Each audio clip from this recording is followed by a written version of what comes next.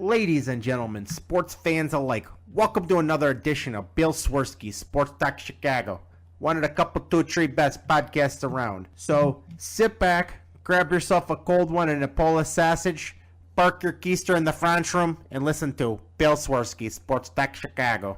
In Chicago, you know that all sports rock. The Bears, Hawks, Bulls, Cubs and Sox. Pick your favorite, you can choose. As long as the Packers lose. For everything you need to know, it's Bill Swirsky's Sports Talk Chicago. Bill Swirsky's Sports Talk Chicago. Hey everybody, welcome to another edition of Bill Swirsky Sports Talk Chicago. This is your hosts, Alex and Sean. On this snowy day in April in Chicago, we're going to be talking about the Blackhawks with their great luck in the lottery, talking a little Cubs baseball and a little bit of Bulls. But first, I'd like to thank our sponsor, the Rockford Ice Hogs. If you're not familiar with the Rockford Ice Hogs, they're the AHL minor league affiliate of the Chicago Blackhawks. What does that mean for you? You get to see the stars of tomorrow today at family-friendly, affordable prices. Unfortunately, the season has ended for the Blackhawks. That should not stop you from heading on over to icehogs.com, getting yourself a hat, shirt, jersey, and signing up for the season ticket waiting list. It's so awesome. So check them out at icehogs.com. Tell them Swirsky Sports sent you. How is this snowy day doing for you, Alex? Well, it's kind of sucky to see this all come down, but I'm pretty amped up today over a certain athlete that everyone is talking about, a Mr. Tiger Woods. I was watching the Masters all this morning, and I was ecstatic when he won, and I still can't believe that I'm sitting here in 2019, and he has come back, and he has won a Masters for the first time in a very long time after everyone said he was done. So yeah, I'm pretty happy right now. I mean, it's true that the sport of hockey comes and goes with Tiger Woods. You mean golf? Sorry. Unless he's Happy Golf. Gilmore. Yeah, Happy Gilmore. With sport of golf comes and goes with Tiger Woods. It's true. There's people that are always going to watch it. They're going to have an audience. They're going to have these tournaments, whether or not he retires, whether he never wins another tournament again. But he elevates the entire sport. People tune in when Tiger is good because he brings in casual fans, people that aren't even fans.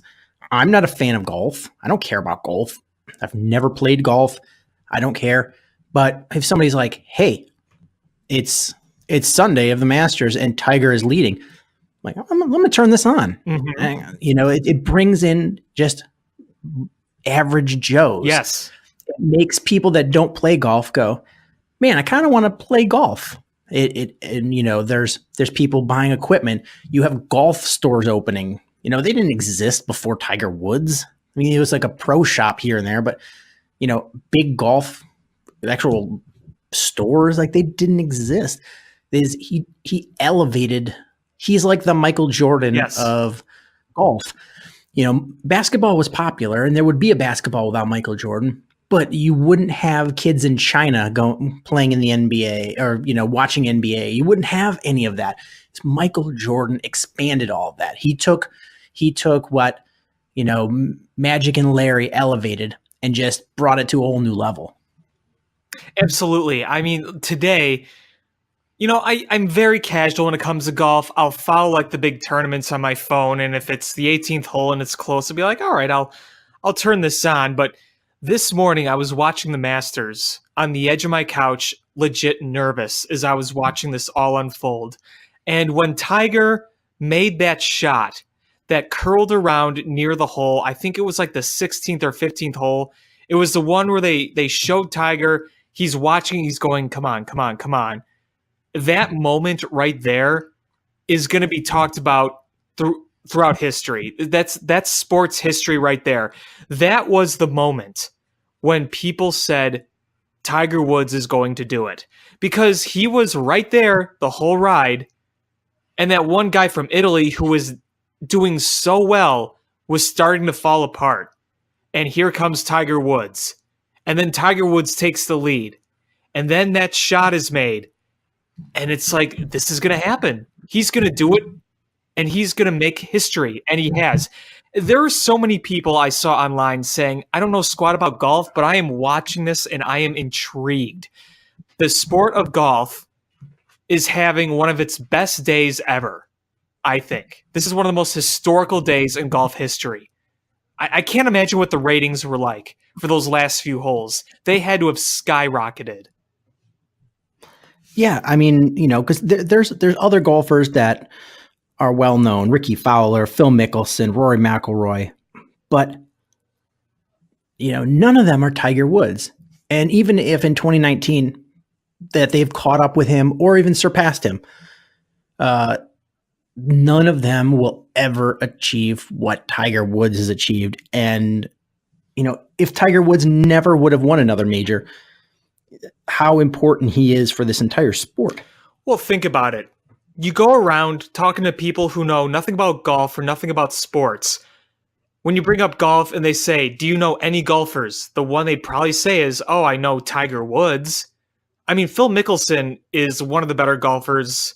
He's been playing a long time. And among sports fans, people know him, but casual people who know really nothing about sports, they won't know Phil Mickelson as much, but they'll know Tiger Woods. And like you said, the same thing goes for Ricky Fowler and Rory McIlroy. And I mean, let's say Ricky Fowler won the Masters this year. Would people be talking about it? Of course, but nowhere near to the degree as how it all unfolded with Tiger Woods. And honestly, is if you put the top 10 golfers in the world in front of me, I don't even know who's in the top 10 currently, but the only people I could recognize by face would be Rory McIlroy, Phil Mickelson, and Tiger Woods. Yeah. I know other names, but I couldn't match their faces. It's like Bubba Watson. He looks like an average Joe. It's somewhat hard to pick Bubba Watson out, but you see Tiger Woods, you know who it is. I mean, he has his own brand, for goodness sake. He had video games. I mean, when he was in his prime, he had everything. He was everywhere. He had so many sponsors. And his brand is going to be everywhere again. And this isn't just any story. This is a guy who everyone thought was done. People said he's never going to win another Masters. He's going to hang it up. His back is too bad. He's had too many personal problems. There's no way he's going to come back and be what he once was. Well, here he is with a green jacket. And I don't think he's never going to be what he once was. He's in his 40s, and I know golfers can play for a long time, but he's in his 40s.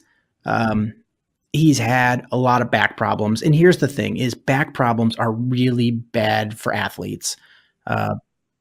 Especially in golf. And so it's really hard to come back from. And you add in some of the other things that have happened, and it's a recipe for him to never achieve, the heights that he once was. But here's the thing is this is how important the guy is. When's the last time he won a major golf tournament and he comes and wins one and the whole world is just like Tiger? I mean, my whole Twitter feed is blowing up about Tiger. I would see mentions if somebody else won, but you hearing Tiger. Exactly. And I remember a few years ago when Bubba Watson won, I think he made that really big shot. He was behind some trees and that set up for his win. That was probably like the second most talked about Masters I can remember before this one. But people are going to be talking about this for a very, very long time. People are going to be talking about that shot. There are several photos of moments of him from this Masters that are probably going to be on the fronts of sports publications. I mean, I would imagine the next Sports Illustrated is going to have Tiger Woods celebrating, wouldn't you think? Oh, absolutely. I mean, it has to.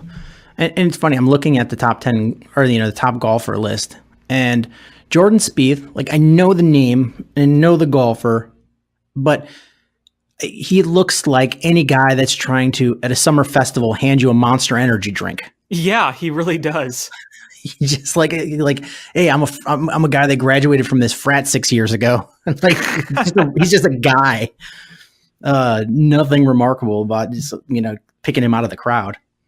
Yeah, I mean, the only golfer that I think is also really easy to pick out of a crowd is Phil Mickelson, but he's kind of got that hair that sticks out from under his cap, and he's got that certain build. But again, you can show photos of most of these golfers to people; they'd be like, "Oh, it's a golfer."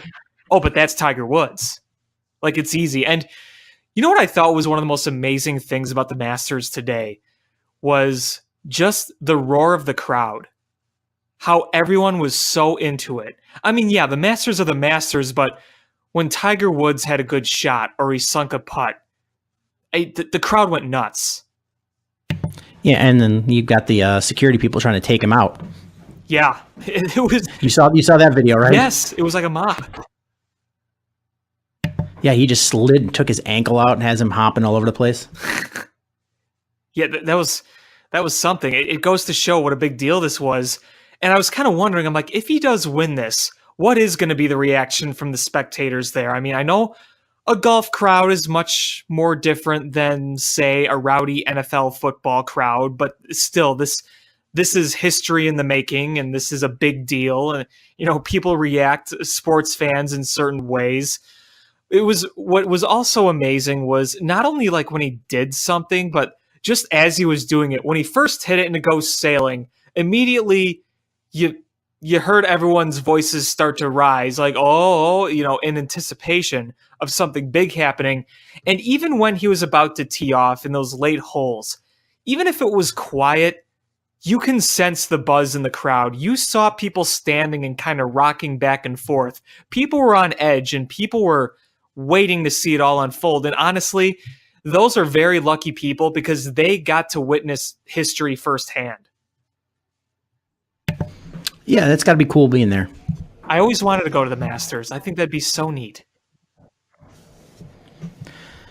So, I mean, in other worldly news is, if you are in Chicago, you probably are aware that the giant Star Wars fan fest, Star Wars celebration, is in Chicago. I've been there the last several days. And it's funny, yesterday it was like almost 70 degrees. It was nice, walking around in t-shirt. And then today we get the blizzard and people are freaking out. And I'm like, it's like the Hoth scene. It's like the Battle of Hoth, giving you a little realism of Star Wars, and nobody else is finding it amusing. Well, it's funny. It's like yesterday you could say it was Luke on Tatooine. Today you could say it's Luke on Hoth. And then tomorrow it's going to be 50. So you could say, oh, it's Luke on, I don't know, what's a mid-climate? Dagobah. Okay, that works. It's going to be swampy. We'll go Dagobah. Swampy, Dagobah. Good one. Yeah, so it was fun, and I saw a lot of cool things. And that's why I was a little late in recording tonight. There was miserable traffic coming back, plus the snow and the slush. Nobody wants to drive in it. I was surprised at how much came down today. I knew we were going to get snow, but I was looking outside this morning, and I'm like, holy shit. I didn't think we were going to get this much. I didn't even think we were getting any. And then somebody yesterday was like, oh, I'm supposed to have snow tomorrow. I'm like, oh, yeah, right. We're going to have snow in, mid-April. I'm like, it happens, but with how nice the weather was and what it's supposed to be like the next couple days. Yeah, the sight of it is just because we had all gone out of our winter phase. It's like, all right, we put the boots, the snow pants, all that away. Yeah, so it was ridiculous snow. And I actually had a big sweeping ball of ice and slush come off of the McCormick place and hit me in the neck. Really? Yeah, I had to get checked out by EMS. No kidding.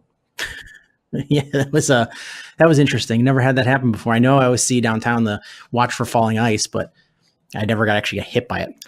Yeah, you gotta watch out for that stuff downtown. I mean, all those buildings, it's kind of scary. Well, it just came out of nowhere because normally if it's ice, you can come straight down. This was just slush with the wind, and it just came at like a diagonal. Yeah, that's crazy. Yeah, man. It's still coming down. I look out the window now. It's still coming down good. All right. So should we jump into some Chicago sports here? Why don't we? So do you want to start Blackhawks? We haven't talked Blackhawks in a while. Yeah, I mean their season ended, and I have an article I wanted that I wrote that I wanted to discuss with you. So why not? All right. So first, I guess we can talk about these. Unlike the NBA lottery, the draft lottery, where they make a big production of it and they drag it out. It's not for a couple more weeks. The NHL draft, they just do it. Boom, the season ends, and they give you the draft results or the lottery results, and the Which Blackhawks. I like. Yeah, I do too. It's Just tell me what we're picking at. Yeah, that's really. I just want to know, and so just like with basketball is, unlike football, where you worst team gets the first pick, second worst, et cetera, is you just get the better odds of getting the first pick. So the Blackhawks went from, I believe that they had the odds, the 12th best odds of getting the first pick, and they ended up getting the third pick. They're getting the number 3 overall pick, which is fantastic because there's quite a few good players in this draft, but as you go further down in the first round, it becomes a little bit more of a crapshoot, kind of like baseball. Very few people step right into the pros or into the majors. They have to work their way in through, juniors or, a foreign league or AHL. So the earlier you pick, the more likely you are to have somebody that's going to step in sooner and help your team. Everyone was going crazy because if you weren't a Blackhawks fan, you were yelling how it was rigged. Could you imagine if they would have gotten the first overall pick? Oh my God. People would have lost their minds. I went, and we would have gotten Jack Hughes. Yeah. I was out to dinner on Wednesday night with a group of people that were in for the Star Wars convention. And one of them is a diehard Red Wings fan. And he was pissing and moaning about how it's rigged and that the Blackhawks, it was cheating and they shouldn't have got it. And I was like, oh, surprise, coming from a Red Wings fan. They've had it so good for so long. It's yeah. So yeah, I've been looking at some of the players because other than Jack Hughes, who is I think they're going to be the unanimous number 1 overall pick. He's going to be in that Devils uniform on that night. So I've been looking at some of the other players, and what I'm seeing is probably arguably the best player when the Blackhawks draft is a Russian player, Vasily Podkolzin.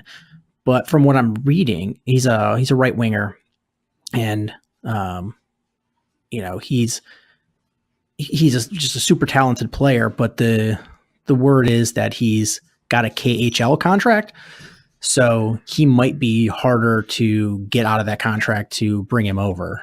Blackhawks might end up going another direction, just not having to deal with that KHL contract. Yeah, I got to do more homework on other draftees because it's been like Jack Hughes, and there are some other notable prospects out there. I haven't done too much reading on them, but I know for a fact that Jack Hughes, it's not like he's the only notable guy out there. There's plenty of other talented players that are going to be in this draft, and the fact that the Hawks are drafting third, I mean, you got to take that. I saw some people, it was kind of funny. Some people are like, man, I would love a top 3 pick. And then they get a top 3 pick, and then they find out it's third, and they go, oh, what the hell? I wanted it to be number 1. It's like, we got a top 3 pick. That's amazing for where we were at. Yeah, it is amazing. I mean, earlier in the season, we could have been disappointed and been like, wow, we're the worst team in hockey. We should get the number 1 pick. But by the end, when we were playing fairly well, being able to get the third pick, that's fantastic. And I hear a lot of outcries where, Blackhawks better pick a defenseman. And I mean, I get it. I understand why people are saying that because the blue line was a real problem for the team this year. Yeah, that's But the issue is, to say the least. you're going to be drafting kids that are young. You're going to be drafting these young kids, and if you draft a defenseman, what are the odds that he's going to step in day one and play for you in the NHL? Very, very unlikely. So, we need defenseman help sooner than that. So I just want them to take the best player available and then use those resources to get NHL caliber defensemen that can help now, or bring up some of the defensemen that we've drafted over the last couple of drafts, that have had a few seasons under their belt to prepare. Yeah, for sure. I mean, this changes the game right here. And you saw that smirk on Stan Bowman's face. Was that great? Yeah, you have to be happy. You have to be happy. He probably wanted to jump up and throw a freaking party right then and there. Oh, well, of course. Who wouldn't? If you're a Blackhawks fan, this is just fantastic news. It's just a big win. Is you saw the progression at the end of the season. You think you've got your head coach of the future, and you get the number 3 pick, and you've got some young defensemen coming up. So things are looking bright when they looked real bleak just a couple months ago. Yeah, I mean, it looked like a team without a future, even though we had some prospects and Taves and Kane were still there. But you think about it, they were able to trade away some nothings for some somethings. They were able to get this pick in the draft. They were able to identify their coach for the future. And you continue to see the growth of Alex DeBrincat. A lot of good things happened the past few months. In the last days of Q, it just looked like an utter disaster with no end in sight, even with some of the prospects. Now, I feel a bit better. And honestly, when the season ended this year, I felt a hell lot better than I did when the season ended the year before. That was really bleak. Absolutely. So do you want to go through some player grades here? Yeah, so for Windy City Chronicle, I did some letter grades, basic A plus, B plus, C. You get the idea. And I went through all the key players and gave them grades. And by key players, I mean guys who have made an impact, who are going to make an impact, who have played a majority of the games. So guys who played like 2 games, like Alexandra Fortin, or guys who were traded away like Brandon Manning, are not on this list. So I broke it down between forwards, defense, and goalies. Where would you like me to start? Let's start somewhere positive. Let's start with the forwards. Okay. So I have 3 A grades. Jonathan Toews and Patrick Kane get A+. Alex DeBrincat gets an A. Why not the plus for him? Well, the only thing I'm going to take away from him is that in those pretty critical games towards the end of the season, he kind of disappeared. But regardless, 41 goals from a 21-year-old kid who really isn't that big. You got to like that. And yeah. Kane and Toews, that's pretty self-explanatory. They both put up career years, career numbers. What else can you say? I mean, he was everything that you hoped he would be and plus some this year. Yeah. It's kind of crazy that they had their best years when they didn't make the playoffs. Just think 2 years ago, people were like, do we think he can play in the NHL? And especially Jonathan Toews, yeah. And now look where he is. What do you think happened? You think he just played with a chip on his shoulder? You think he just was in better physical shape? Do you think it was maybe just because the depth wasn't as there much, so he took on more of the burden? But in the end, it looked like he played better. He looked like he was moving like he was in his youth. He looked like young Jonathan Toews. He looked fantastic, and I don't know what it was. If it was just getting used to the speed of the NHL game or the physicality, I don't know. But he really took a step up, and you hope that. I mean, it's hard to believe that that's not a permanent step, it's just a mirage. But you just hope that maintains. Absolutely, no doubt. So if you don't have anything left for that, I'll move on. Brandon Saad, I gave him the B plus range. I said, hey, he bounced back from the year before. He looked a lot better in certain situations. He played very well as a two-way forward. He ended with 23 goals and 47 points. And all I got to say for that is that's pretty typical Brandon Saad. Yeah, agreed. Pretty easy, yeah? Yeah, I would agree. Okay, so after that, I forgot there was one more A, and this is considering the circumstances. I gave another A to Dylan Strome, and you consider he was a 22-year-old in Phoenix struggling. He comes over and puts up 17 goals and 57 points in 58 games for the Hawks, and he came over in the Nick Schmaltz trade. I just think with the fact that we got that out of him for Nick Schmaltz, who really did not fit this team whatsoever, that deserves an A. I don't know what you think.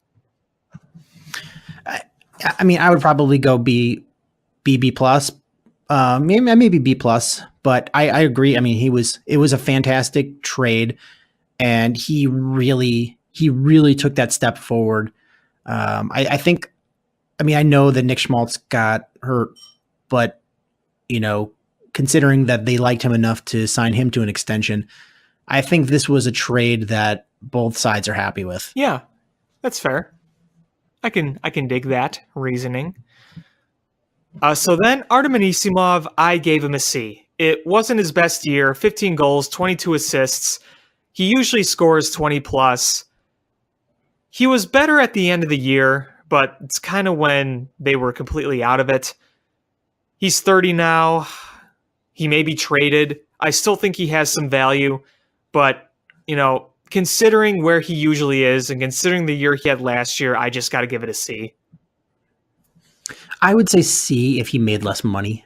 I mean, I don't know if you factored in salary at all, because of expectations. But just the value of the contract he has, I would expect more. If he was, a $2 million a year player or less, I would say C or so. But I mean, he's not a D. I would probably go like C minus. Just because there was higher expectations there based on the contract he was given. Yeah, that's fair. That's fair. Yeah. Okay. I can dig that reasoning. This one was a little tricky because it's kind of hard to know where to judge him because he was so streaky. And considering that he's really just a fourth line forward, I gave Dominic Cahoon a B minus. He scored 13 goals, 24 assists, and he showed some nice speed. But again, he's really nothing more than a low line depth guy. I think it's fair. Yeah, I mean, I don't know what the expectations were of him, but when he was good, he was real good. So yeah, that B plus or B minus C plus range, that's fair. I think that's fair for him. All right. Here's my first F. Chris Kunitz. Fair. I mean, and I can't be too mad at him because he's 40 years old. He was a very good player. He's had a very nice career. He is not a bad player by any means, but he was old. He scored 10 points total in 56 games. This really isn't as much of me hating on Chris Kunitz. This is more of a Stan Bowman thing. What did you think a 40-year-old Chris Kunitz was going to do at this point? I mean, I don't know what you expected him to do, but I know what most of us expected him to do, and he did it. Which is not much. Yeah, which is not much. He hasn't put up 40-plus points since 2016. Yeah, so I don't understand. The Stan Bowman is an enigma. Sometimes you're like, man, it was a genius move, and then sometimes you're like, what the hell is he doing? Right. Yeah, I never got this move whatsoever. But yeah, sorry, Chris. That's an F. Next, I have David Kampf. Doesn't really score. He could play some solid defense for his position. I don't really have much to say else about David Kampf. Just meh. Shrug. He gets on an A through F. He gets a meh. Yeah. And I think that's a fitting grade. So that's why I gave him a C. Okay. That's, to me, that's the closest thing to a meh. He gets a meh. Meh. But would you agree with that? Yeah, and I think that's fair. Okay. Next one is Brendan Perlini. I was a little tougher on him. I gave him a C minus. He had that one little hot streak in mid-March, but other than that, what did he really do? Sometimes you saw potential in him that you're like, I think we could see something from him, and then it just never materialized. Right. Like if next year he comes out, nothing he could do next year would really shock me. If he came out and played really well, I'd be like, I saw the potential. But if he comes out and, stinks on ice, you're like, well, I mean, he had that potential too. He has a lot of talent and I think he can put it together. It's just, does he do it? Does he actually put it together? And that's the hard, that's the hard part. I mean, everybody, there are a lot of really talented people in the NHL, but I just think he's got a nice scoring ability, and you'd like to see him figure it out, and rather than just meander in this league. And I'm curious of what he's going to do next year, because I think it's the make or break year for him. And I think, is it next year? Is this his contract year, or was he under contract for next year too? I feel he may be under contract next year, or he's a restricted free agent, one of the two. I think he might be restricted, which, if the Blackhawks see something in him, it could be good, because you can give, he can't warrant a big contract. So you get him for a good price and try to squeeze out of him. But I wouldn't be upset if they let him walk either. I think that's a fitting grade you gave him. Yeah, I mean, if they see enough potential, they may keep him. But if they're going to make enough changes in the offseason, depending on what it is, he may not be very high up the list of guys to keep. Yeah, I mean, if you're really trying to make a legitimate change and compete for a Stanley Cup, then he needs to be on a short leash as far as his playing time, if you do keep him. Right. So next we have Drake Caggiula. I gave him a B+. He scored 12 points in 26 games for the Hawks. We got him for Brandon Manning. The fact that we got that for Brandon Manning, I think deserves a nicer grade. Yeah, I mean, if you would have got a window decal for your car for Brandon Manning, then you got a solid return. But to get somebody that actually that's had a decent number of points, half point a game player, that's a win. That was a good move by Stan Bowman, frankly.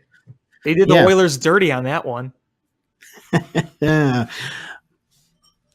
All right, next, big old fat F goes to John Hayden. Simple reason, he's an American Hockey League player. It's true. There's guys that are playing in the NHL that shouldn't be in the NHL. They're AHL players. I mean, he's trying to be the enforcer that was once an essential on a hockey team, but he isn't really that much of an enforcer. He just had a few big hits, a few games in his career, and that's about it. So I have nothing else to say, but he's a Rockford Ice Hog. I mean, that's fair. That's absolutely fair. Next guy, I know some people are going to dislike me for this, but I gave Marcus Kruger a D. He's making $2.3 million to put up what? 12 points? Come on. When you said people are going to be mad at you, I thought you were going to say B. D. I think that's fair. I think that's the kind of player he was. I think you need, other than the fact that he is, I don't even know. What does he bring? What does he bring that you can't bring somebody in cheaper to do? Right. I mean, There was a time. There was a time when we were like, all right, Marcus Kruger. I think he's an important cog in this team, and that time is not 2019.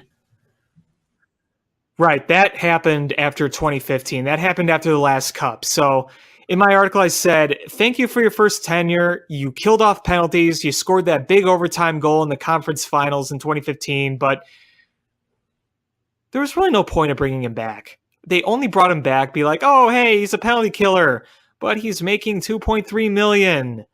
They had the worst penalty kill in the league. It was historically bad, and he put up 12 points all season. Yeah, no need for him to return. He doesn't. No, Yeah, gone. he is not what you need. He's not a good player at this point.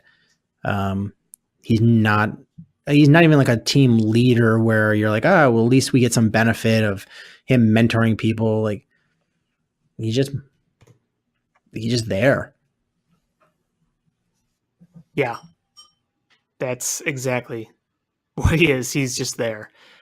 Again, thanks for your first tenure. You had a purpose here. That's passed. The last forward I have is Dylan Sekura. I gave him a D+, C-. He had some tough luck in 33 games. I still kind of consider him a work in progress, though. He's another one that I don't know what the plan is for him, and I feel like based on production, I think it's a fair grade.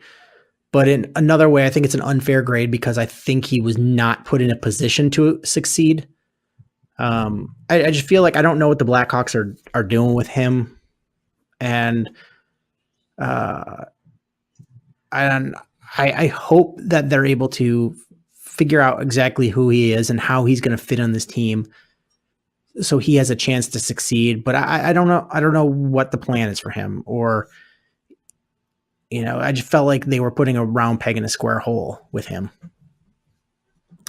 Yeah, I don't really know what the deal is there either. I don't know if he's really even that important of a player going forward. I just think while I gave him a lower grade, I kind of just said, hey, in the end, he's kind of a work in progress. So you could almost say that's an incomplete grade right there. Yeah. How many games did it take him? I mean, would he go scoreless in how many games? A lot. Yeah. Yeah. I mean, I hope he succeeds, but who knows? Who knows what you're going to get with him? Yeah, that's still a mystery. You ready to move on to defensemen? I don't know if I'm ready for that yet. Can we go goalies first? Goalies? All right. We can do goalies. Goalies were hard. Yeah, especially one. But yeah, go ahead. What made this so hard was the fact that one had injuries and they all had to deal with a shit defense. Let's start with Corey Crawford. I gave him a B+. Now, there were times when it looked ugly, but A, the defense sucked, and B, he was injured. But you saw the way he played towards the end of the year. He looked like the Corey Crawford of old. Yeah, and I was actually really surprised because I didn't know what to expect from him, because he was off the ice for so long, came back, got injured, and then you don't know what to expect, especially with head injuries, chronic head injuries. I mean, he was not a shell of his former self. There was moments where it clearly looked like the rust was on those joints, but once he got in that groove, you're like, this is why he was one of the top goalies in the NHL. Absolutely. You saw it especially in that game against Montreal where, wasn't it a career game? I think he had like a career high in saves. Yeah, he loves playing against his childhood team. Yep. Exactly. This was the hardest one. And I'm talking about Cam Ward. You look at the numbers and you say, oh, you give this guy an F. An .897 save percentage, .367 goals against average. You would just say, okay, F right off the bat. But. Yeah, he got off to a bad start, a really bad start. But mid-season, when they got hot, I think he played really well. And he was peppered with 40-plus shots a game. It was really hard for him, but he kept the Blackhawks in games pretty much throughout when Jeremy Colleton was head coach. Because when Q was head coach, he was just bad all around. But a lot of those numbers are going to be blown up from the bad start and the fact that the defense was so bad. But he kept you in the game. So I gave him a B-, despite the numbers. I think that's fair. I mean, you got a lot more than you expected from him. And considering how bad the defense was and how many quality shots and high percentage scoring chances that there were against him and most of the Blackhawks goalies, considering that he was already a question mark going into the season, that he stepped up like that, you gotta grade him, a little higher than you otherwise would. He had some baptism by fire with this defense sometimes. Absolutely. Like those March games, late February. Oh, some of those games he had where he just had to stand on his head. And was he in, I can't remember. Was he in net or was it Corey Crawford? I can't remember who was in net when they were playing. Was it the Leafs? And the Leafs had like 20-plus shots in the period. I can't remember who it was. Or was it Colin Dalia? I remember the game. I remember the game. I can't remember. But you know who my the goalie point is was, what I'm trying to say. Yeah. Is this defense, I don't know how they finished the season, but at one point they were just at the bottom of the league, and they're tops of the league in giving up most shots, tops of the league in the highest scoring percentage shots, the dangerous shots. Like you're just, this defense was just abysmal. It was like Swiss cheese. So, whoever was in the goal for the Blackhawks, you just felt like they had to stand. If you were going to give a chance, there's either you either needed to score 8 goals or the goalie would have to stand on his head. Right. And Cam Ward, he was brought in originally to be a backup, kind of a placeholder, but he had to take on some of the reins when Corey Crawford was hurt. He played a lot of games, so he really stepped up, I thought. So I got to give him some absolutely credit. The purpose he served was to be veteran presence, to serve as Corey Crawford's backup and as a transition until you could develop somebody younger and play every couple of nights to spell Corey Crawford. And what happened is he had to step up and be, the guy. And did he do a great job? No, but he also had no tools. So you got to appreciate what he was able to do based on what he had to work with. Because you could look at those ugly numbers, the save percentage and the goals against, they could have been even a heck lot worse with that defense. I mean, MacGyver could turn, a piece of gum and 2 twizzle sticks into a helicopter, but not everyone can do that. He had garbage to work with, and he was able to be somewhat productive. I love the MacGyver reference. Love it. So you got one more goalie ranking? But I marked it as incomplete. Colin Dalia, I just don't think we saw enough of him. We saw the good. We saw the bad. He made some terrific saves. He let in some of the softest goals you'll ever see. He made some amazing plays, but he also had a really tough time with rebound control. He's a work in progress. There's promise, but he's got work to do. I'm actually excited about what he could be. I think he could be the goalie of the future. And I don't know if he's a championship caliber goalie. I don't think so, but I think he's got some promise. And we saw you're right. We saw some really high moments for him, but then we just saw, some dog shittery.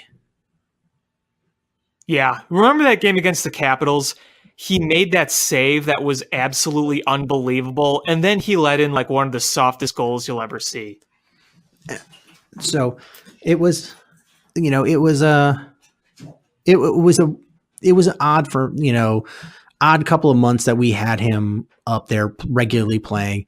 So it'll be nice to see him. I don't know what the plan is in the off season, but you hope. I think what's best for him is if he gets to play in Rockford every night and really get the chance to work consistently.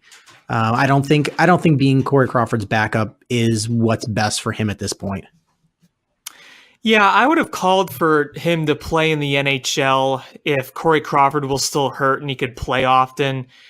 But that's not the case right now, so it's probably why they sent him down to Rockford. Yeah, it is. You need to play every day. It's just like baseball. You need to got to play.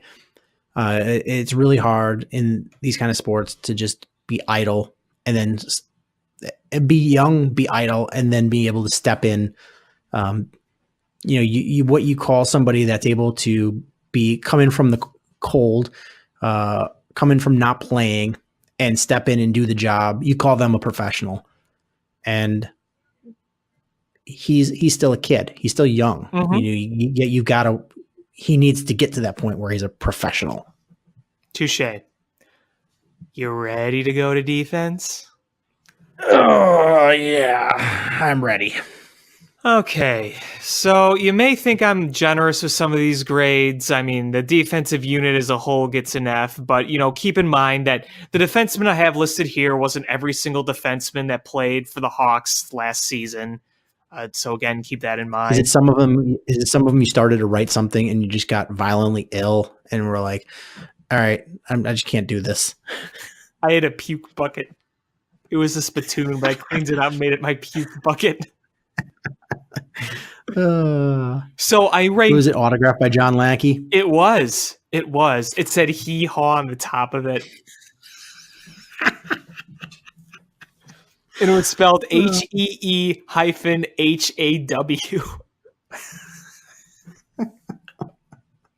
It has the engraving of a boot on the side. It's got a spur mark dented into it. I had that handy for this, yes.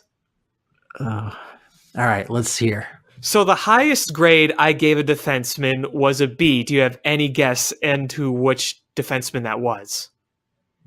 Duncan Keith? Nope. Connor Murphy? Yes. I gave him the highest ranked. Connor Murphy was nothing extraordinary, but he, I think, was their best guy, which is not saying much. I thought he was solid, not great. Yeah, that's all I got to say, really. Hello? Yes? Oh, I lost you for a second. Did you? Yeah. So, Connor Murphy, B. What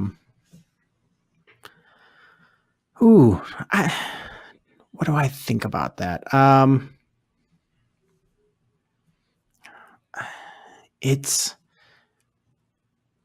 I would agree that he was probably the best defenseman that we had, and it's weird to say that.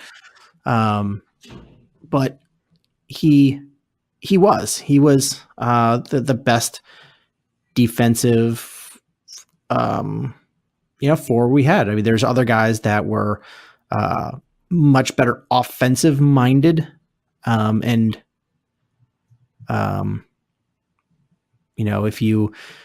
if you look at I don't know, Eric Gustafson, if you're looking at their offensive prowess, vastly superior to Connor Murphy. But Connor Murphy was he led the team in, what do you have, plus 15 or something? It sounds about right. And he was a decent scorer. I think he scored 13 points or so. I think he was pretty steady. So yeah, I would say he is the highest grade. Does that deserve a B? I don't know, but I would say I would agree that he was the highest rated defenseman on the Blackhawks last year. Yeah, and again, it's not saying much, but that's kind of where we are. And since you mentioned Eric Gustafson, I'll just go right into him. I gave him a C. The reason is I put him right in the middle. Oh, I'm sorry, you cut off for a second. Who was that? Eric Gustafson. Okay. So I gave him a C because the two things evened out. Fantastic scoring ability, 17 goals, 60 points. His shot is wicked. He was a gut-wrenchingly terrible defenseman. My solution, make him a forward. He's got a great shot. Maybe that might be the answer because he is a good scorer. And his defense, I can't tell you how atrocious it is. It is bad. He just, can he become a good defenseman? I don't know, but he's not a good defenseman right now. He showed almost no flashes of being a good defenseman.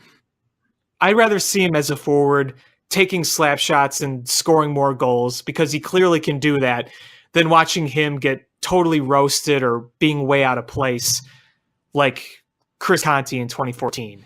Yeah, it was brutal sometimes watching him look lost on the defensive end. But you see him on the offensive zone and he's like a savant. He looks great offensively. Loved watching him. I mean, he scored some overtime goals. He looked great. Yeah, so I don't know what the answer for him is, but it's like when a player in baseball has a solid WAR and they're batting like 200. You're like, all right, that must have a hell of a glove. Like it's like the inverse over here is, like that's a okay grade, but he's such a bad defenseman. Yeah, that scoring is good. Exactly. It's like the two clashing together. All right, who's next? So I just decided we're going to do Keith and Seabrook last, so I'll go through the others. The other two I have on here, Gustav Forsling, D-. He's bad. Yeah. He hasn't shown really anything. He's gone next year. Sorry for the young kid. Maybe he goes somewhere else and he does better, but yeah. And who? Anything to elaborate? No, I don't know what else there is. There's wonk wonk. Mm-hmm. The other one I had was Slater Cuckoo. I gave him a C-. He actually showed some flashes of being okay, but he had some really brutal turnovers in big games, and then you started seeing him see more games in the press box, snacking on peanuts, so yeah, not that generous of a grade, and he's probably going to be elsewhere next year. Yeah, fair. All right, then let's just go ahead to Keith and Seabrook then. This was a little harder. First, I'll start with Duncan Keith. He still did not look like his old self. You saw some flashes. He still got burned a lot. He's not quick anymore. But the scoring did come back. He was a plus 13 if you care about plus minus. I know it's a little it's not the best assessment of a defenseman, but I will throw that out there. I gave him a C. Yeah, maybe. Yeah, I mean, it's fair. I didn't think he was terrible, but he wasn't great like he once was. I think he led the Blackhawks defenseman in ice time again. That wouldn't surprise me. So it's fair. I think it's fair. And I think here's my thing about him is I still think that contract is movable for him.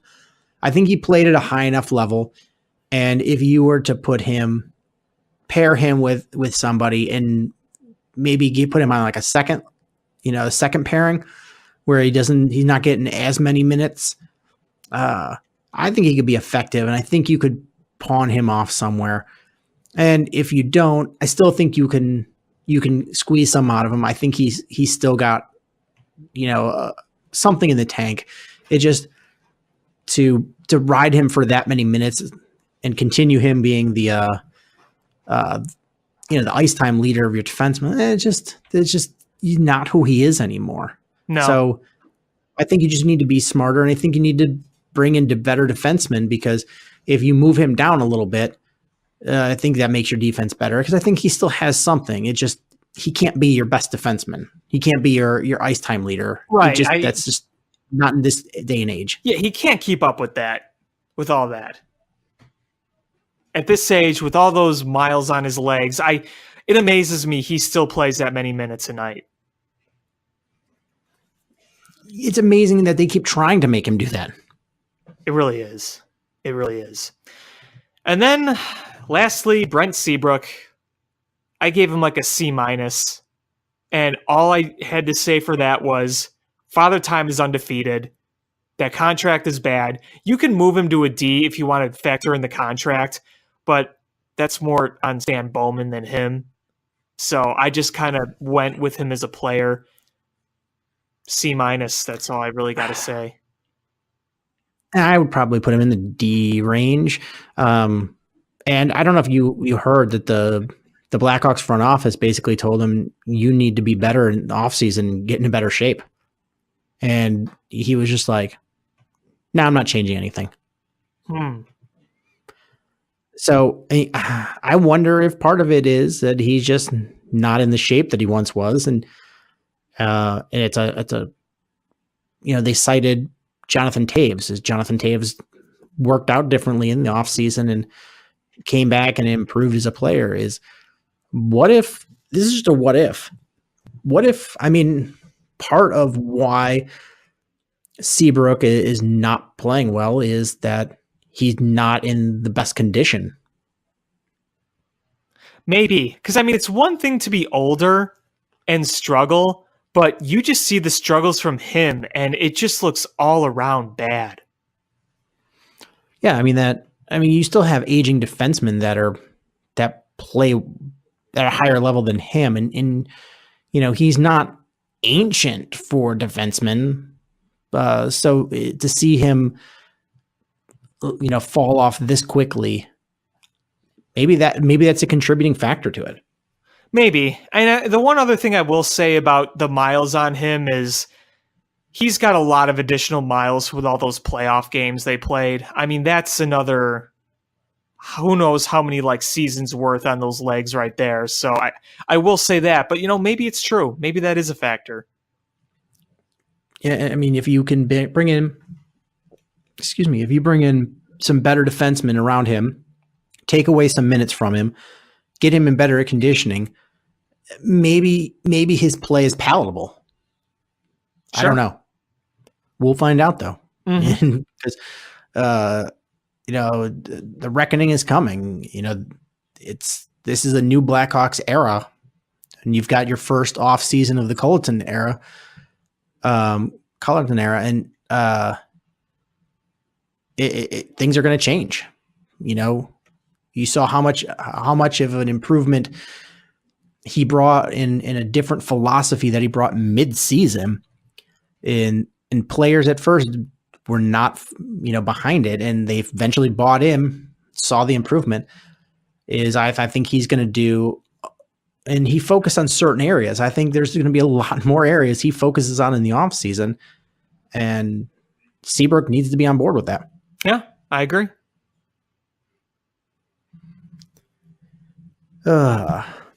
So do you want to talk a little Sure. baseball?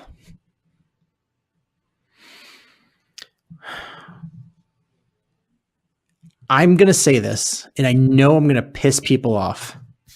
Let's go. Schwarber went around.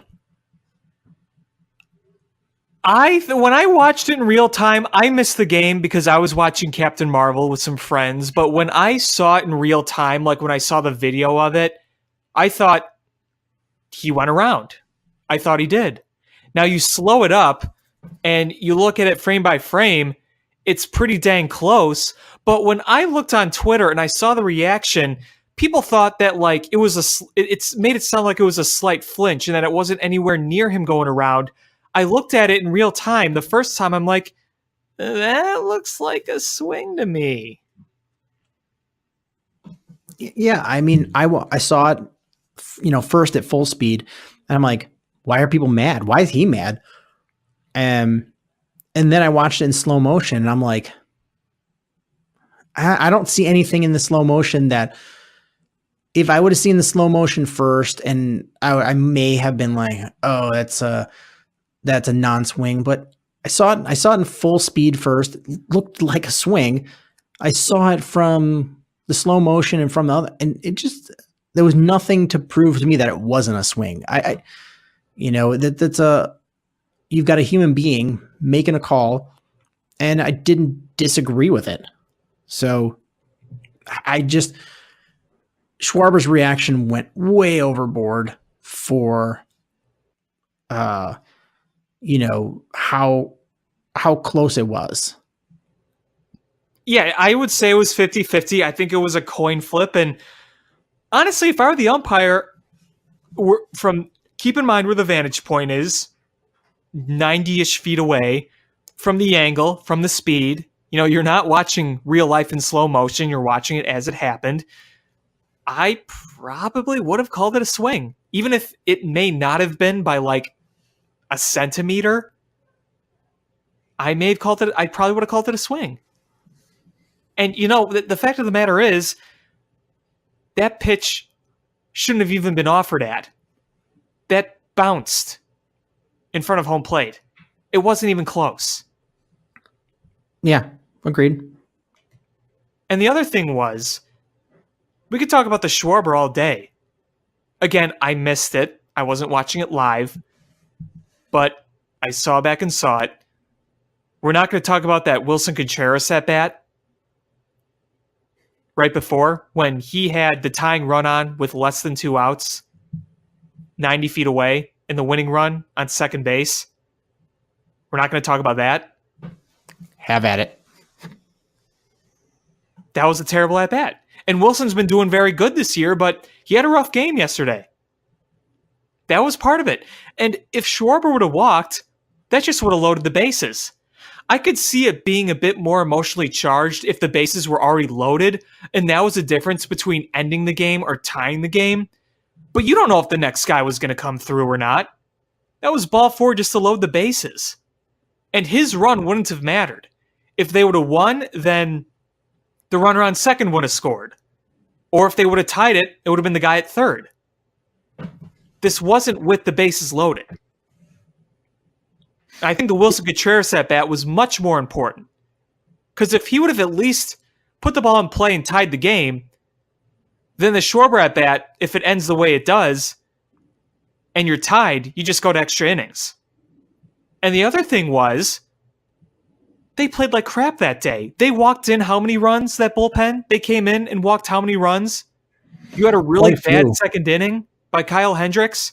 You were facing a lineup that did not have Trout, that did not have Pujols, that did not have Justin Upton. You played like crap that day. A lot of things went wrong. It wasn't just that moment. Yeah, and Hendricks has not pitched well this year for the most part. The bullpen still having issues. And let's be honest, is Rizzo is not batting well. No, he's not. Chris Bryant is not batting well. Nope. Schwarber's in a rut. Do you know who is batting well? Let's see. Well, Wilson Contreras is batting well. Ben Zobrist is batting well. Jason Hayward. Of course. Duh. I said it last week or the week before that I liked the way he was swinging the bat, and I said I didn't know if it was going to result in better numbers. I didn't know if it was, what it was going to result in, but his approach at the plate and the swing just look way better. They looked like pre-Cubs days, and he looks good, and he's getting the results. Well, they talked about his swing being smoother, his hands moving a little bit, and I'm not a batting expert, but if you watch him swing, it looks more like the swing he had in St. Louis that one year. Yeah, he looks good.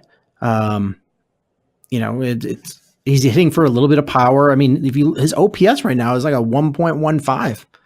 He has half the home runs he hit last year already. Yeah, he looks solid.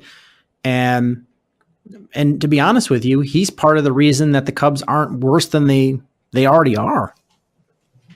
Yeah, I mean, he saved their asses that one night in Milwaukee when we were on.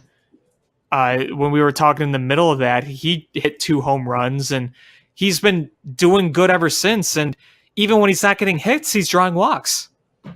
Yeah. He's just getting on base. He looks fantastic, and I hope this keeps up. I mean, it would be great. It would be great. You know, the Cubs really need that boost to make that salary justifiable and palatable. What's really promising is that he's hitting the ball with authority. Because remember when Hayward would have a couple of quote-unquote hot streaks the last few years, and it was really just bloops and, you know, ground balls finding holes. Yeah, they were seeing eye singles and bloops. And now, though, he's hitting the ball hard. And he's hitting it all over the park. He's going oppo, he's going center, he's pulling it a bit, he's going everywhere. Absolutely. So, I mean, that's great to see, because a lot of guys on the Cubs just are not swinging the bats well. Yeah, and I know Rizzo always gets off to a slow start, but time to wake up there. Bryant's got to wake up.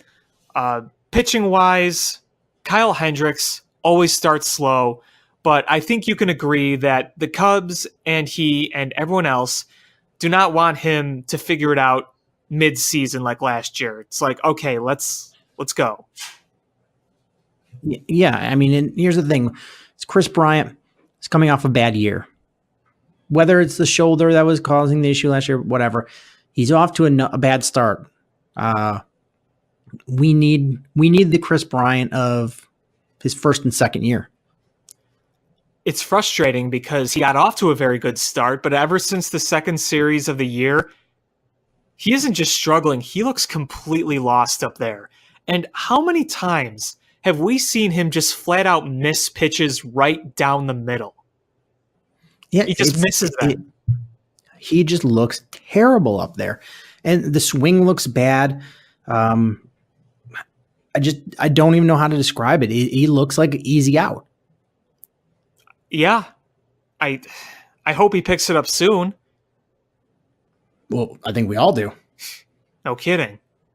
He just has had some brutal at-bats with runners on. We want him to be that guy he was. We're at the point right now where we want the bottom of the order up. Because when you think about it, the bottom of the order has been producing. And you know what really sucks? Is seeing Victor Caratini have the broken bone in his hand. He was hitting the piss out of the ball. And I think he was working very well with the pitching staff. Don't you think? I mean, I think he took a big step forward, and I was a little bit shocked. I don't think either one of us expected that. No, I didn't. But he,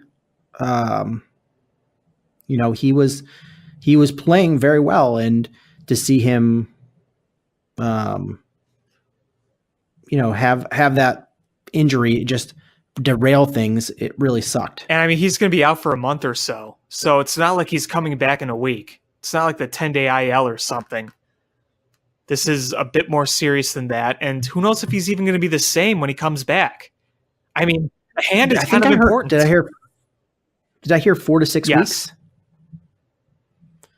Yeah, that's brutal. What are they going to do? Who are they bringing up? It's Taylor Davis. Wouldn't it have been nice if maybe they had picked up a veteran, in the offseason? That's what I was wanting.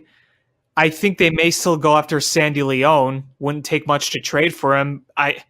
Look, Davis has worked his butt off through his career, and I'm sure it's a dream for him, and it was fun seeing him play in September, but do you really want to rely on Taylor Davis being your backup catcher right now, the way you've started? It's nice when you got a nice lead in September, but right now, I want someone who's experienced. Yep. Agreed. I mean, I don't mean to be offensive to the guy, but he's a AAA player. Agreed. And the Cubs the Cubs got off to a brutal start. Started playing a little better, but then, just still struggling, along. They're in last place. The only redeeming thing is they've got the Marlins series coming up, and the Marlins are You brutal have too. to sweep them. No ifs, ands, or buts. You have to. I mean, luckily, with how bad they've been playing, they're only 4 games out of first. I mean, I know it's early, but it looked for a while like we could have been, 8 and 9 games back this early. So, you got to count your blessings there, but you really got to take advantage of playing bad teams. Get some wins under your belt, get a winning streak under your belt, get some confidence. And you even if it's against a terrible team, that's what you got to do. I'm looking at the April schedule right now. You have Miami for 3. Then you go home for Arizona for 3. Then you have the Dodgers. And then you have Arizona. Again, in Arizona. You have to take the Miami series. You have to sweep that. You got to take 2 or 3 at home against Arizona. You got to take 2 or 3 on the road against Arizona. And you have to win at least one of those LA series, one of those games in the LA series. For me, I think to at least look good moving forward. Don't you agree? I mean, we're less than 20 games into the season, and the Dodgers are already Jekyll and Hyde. There's, the unbeatable Dodgers that are just clobbering the ball, and then there's the Dodgers that can't score a run to save their lives. And conveniently against the Cardinals and the Brewers. I know, but you hope that you get the bad Dodgers when the Cubs play them, so you can take a couple games. But you're right. It's this is an Arizona team that is sans the Cub killer, and they're a under 500 team. You've got to take advantage when you're playing teams that are under 500. The Marlins have the worst record in the National League. You got to take advantage of that. And I know you got Yu Darvish on the mound, but who on the Marlins scares you batting? Well, that's the problem. I don't even know who's on that team anymore. Other than Starlin Castro, I know Brian Anderson is kind of a promising looking guy. They got Louis Brinson, who they got from the Brewers. Other than that, I think their top pitcher is Wei Chen. Yeah, so it's a team you got to beat. You got to win. And they have not looked good at that stadium, the Cubs. Every time they go there, they always seem to struggle. Do you remember the first series last year? Mm-hmm. And this team is even worse than that. So they have to sweep this series. Yeah, I mean, if you don't sweep this series, and if you lose this series, that's bad news. That's real bad news. Devastating news, yeah. The other bit of bad news I wanted to talk about was John Lester. Yeah, I haven't heard the latest on his injury. I saw they took him out, and we're doing an MRI, which is never good. But then I saw him, and he was like, I plan to make my next start. Well, he's going to miss at least one. And when he was saying, I'm not going to miss any. And then you have, I think it was the day after, you have Joe saying, well, we know we're going to miss John for a couple of starts. I'm like, a couple of starts? Yeah, yeah. So I don't know what we're at with this. It's a hamstring. Those are tricky. It could be nothing. It could be major. I mean, if he comes back and it's still bothering him, Joe clearly saw something he didn't like. That's why he left the game when he was pitching. So I don't know. I mean, it was bad. It sucked that happened. He was pitching well, and he's the only Cubs pitcher that's been pitching well consistently. And he's missing bats again. Have you noticed that? Yeah, and he's raking at the plate. Yes, he is. but the bullpen came in and shut that game down. Nice surprise, wasn't it? It really was. I had to rub my eyes. Yeah, it was like, who are these guys? So I mean, hopefully he can come back quickly, because he needs to be the stabilizing force in this whole pitching staff, not just the starting rotation, but the whole pitching staff. Absolutely. And it stinks that he's hurt. Though I was very, very encouraged by the start Jose Quintana had the other night against the Pirates. 7 innings, no runs, 11 strikeouts. That's what we traded Eloy Jimenez for, was that. And hopefully he keeps that up, because he looked fantastic against the Pirates. Yeah, absolutely. He looked good. And then we hope that's what we see going forward, because this pitching staff's got to turn around. Yeah, and I think we've seen some better things from the starters. Cole Hamels looks like Cole Hamels again, and he's great at Wrigley Field. Now, Yu Darvish's start the other night, I thought there were a lot of promising things in that start. The command was there. He was throwing strikes. Yeah, he laid in a couple of meatballs that got hit out of the park. But overall, I think he looked a heck of a lot better than his last 2 starts. So I could at least hope he's building off something right there. You hope? You hope? You hope. We'll see that tomorrow. Hopefully that translates. Yeah. And maybe the Cubs can not get snowed out, any more games. Yeah, I think the chances of that happening tomorrow or this series are pretty slim. Just saying, Miami. How hilarious would that be if Miami got a snow postponement? I would just give up on life. I'd be like, you know what? I don't understand anything anymore. Up is down. Cats are living with dogs. John Lackey no longer rides Buttercup. It's mass hysteria. So you want to transition to the White Sox and then wrap this up? Sure. There was one more Cubs topic I want to touch on really fast. Oh, sorry. Go ahead. Sorry. No problem. I have been pro Albert Almora Jr. for a while, and I didn't want to believe the doubters. But I think I'm realizing by now that Albert Almora Jr. is a platoon player. I didn't want him to be. I really didn't. There's moments where you're like, okay, well, he swings the bat well. He doesn't walk a lot. But he can hit for a high average. But he's got a nice glove, but he's not the starting center fielder for a championship team. No, we haven't had that since Dexter Fowler. Unfortunately. I love his defense. He hits lefties well. You play him when a lefty starter's on the mound, or when he's not starting and you're winning in a close game, you put him in center field late for defense. I was pro play him every day for a while, but I think we've gotten to the point where he is what he is, and he's a platoon player. Yeah, I don't.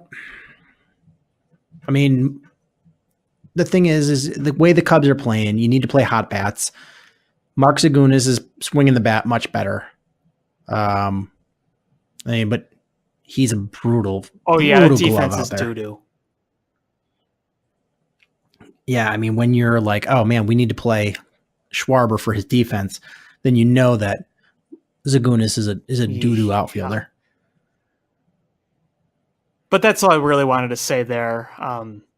Because the Cubs center field position, the production hasn't been there.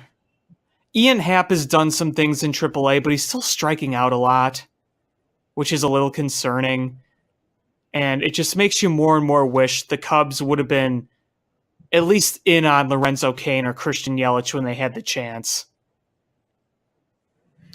Oh, if they had Christian Yelich, this would be a different conversation we're having. Heck, even if they had Lorenzo Kane, if you would just sign him as a free agent, Yeah. he'd solve your leadoff issue right there. Yeah. And for the record, Ian Happ is batting .225 in Iowa. Yeah. Yeah. Yeah, he's it's not a pretty sight for him. He's a 629 OPS. Wow. Yikes. I don't know if he's pressing or I don't know. I haven't seen any of the footage. And to put that into perspective of how bad 629 is do we remember last year how much he struggled with the majors? And he had a 761 OPS. So it's like 130 points lower. Yeah. Yeah, he's in 40 at bats, he's got 9 hits, no home runs, 3 walks, 13 strikeouts. So he's gotten 50% more strikeouts than hits. So if he can't understand why he's down in Iowa, then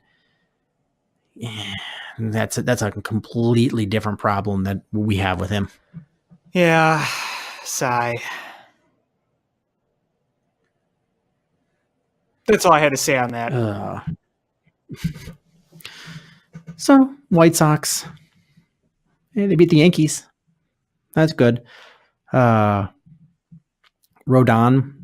had another strong start. Looked good. You're seeing decent play out of the White Sox bullpen has stats that rival, if not are worse than the Cubs bullpen statistics. Yeah. Which is remarkable. How bad, because my buddy Gary was sending me, screenshots of how bad the bullpen is in the White Sox. And I was like, yeah, the Cubs are not much better, but it's the same ballpark there. There is bad bullpens in this city, but you've seen some solid starts by their starting pitching. And you still have Yoan Moncada just raking. Which I think is one of the main reasons Sox fans are watching that, and Eloy Jimenez, who is hitting the ball and better, and he's hit his first 2 home runs, which were not cheapies whatsoever. So those are 2 real big positives right there.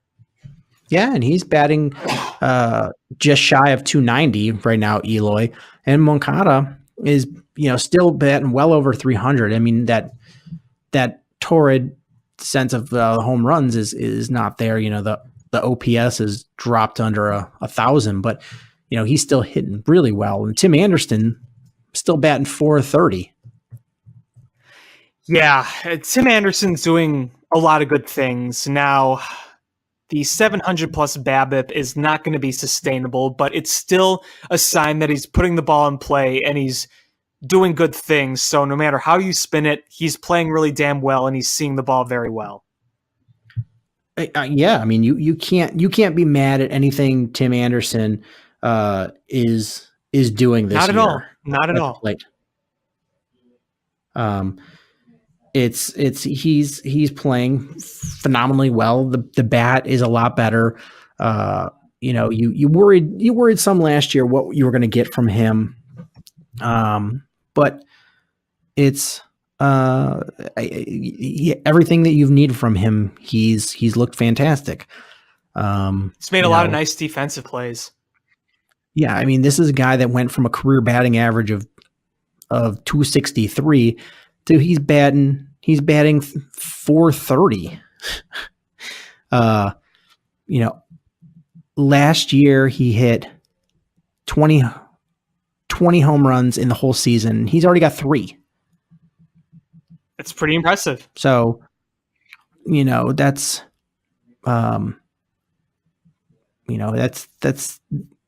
you're getting solid work out of him. Yeah, his career average is expanded over a 162 game season is 19 home runs, and he's at 3 right now in like 50 at bats. Good for him. I mean, he's one of the guys that was kind of once the center of the rebuild, but since they made the trades has kind of gone down, because you remember before they made the trades after the 2016 season, Tim Anderson was really kind of their one big prospect. But, since they've made the trades and they've gotten Yoan and Jimenez and they've signed Louis Roberts, obviously kind of his relevancy, it didn't go away, but it kind of went down on the charts.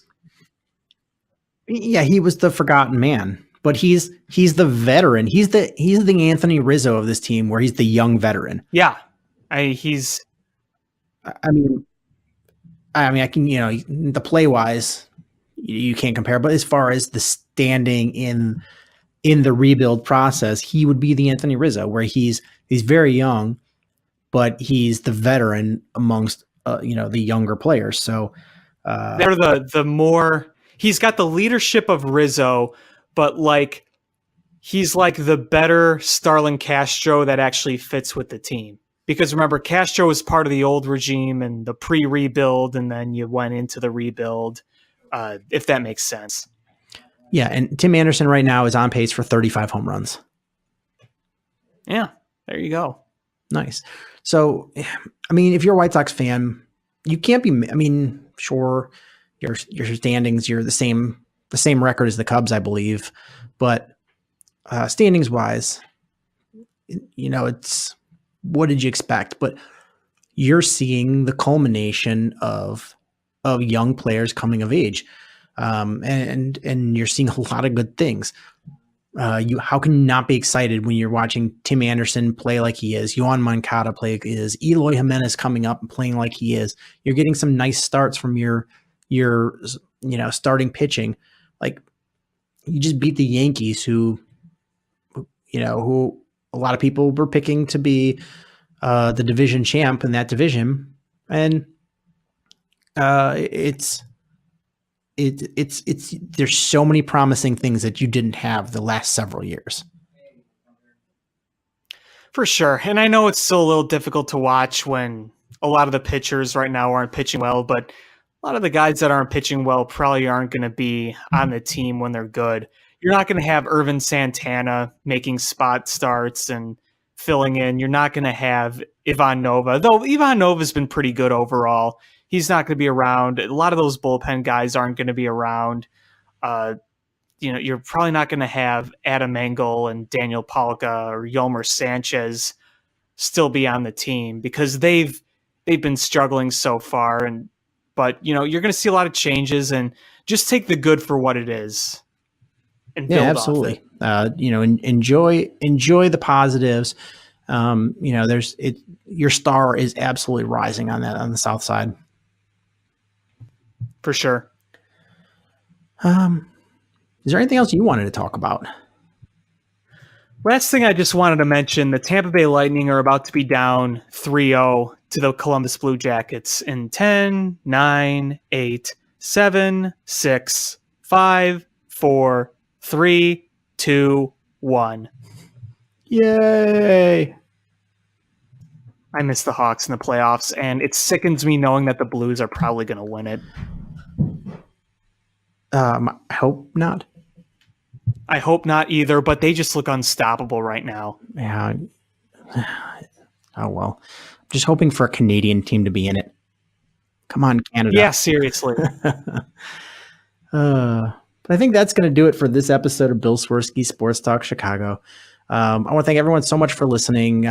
Please hit subscribe however you listen to podcasts, whether that's iTunes, Stitcher, YouTube, or the TuneIn app. Follow us on social media, at ChiFanPat1, at Swirsky Sports, Facebook.com/Swirsky Sports, SwirskySports.com, and share the podcast with anybody that listens to Chicago sports, watches Chicago sports, because that is how we grow the show. So thank you guys so much for listening. And until next time, bear down. Cubs win! What a lucky break! The good Lord wants the Cubs to win! We thank Ditka and God for all they have provided. Cubs win! Cubs win. Cubs win. Oh, I don't want her. You can have her. She's a Packer fan. She can't fit in my van. And she looks like Remember, New Yorkers, smoking crack is not legal on planes. Bears 31 to -7.